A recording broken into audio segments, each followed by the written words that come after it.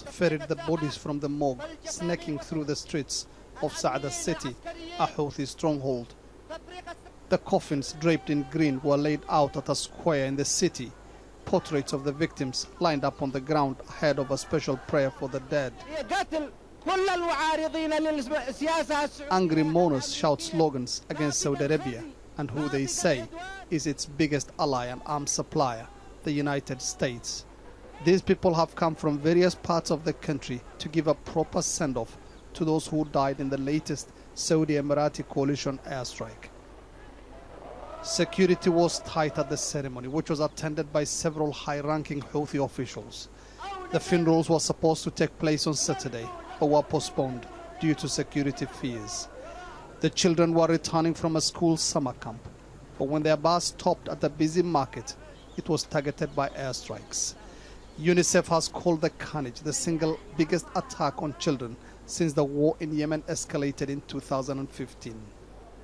Images of the children covered in blood and reeling from shock have provoked international condemnation. We request all parties to the conflict to end the attacks against civilians, against children in particular, against infrastructure, and we plea for them to enter into a cessation of hostilities to put an end to this war. The Saudi Emirati coalition initially denied aiming at civilians and defended the incident as a legitimate military operation, a response it said to a ballistic missile fired into Saudi Arabia the previous day. But hours later, the coalition promised to investigate.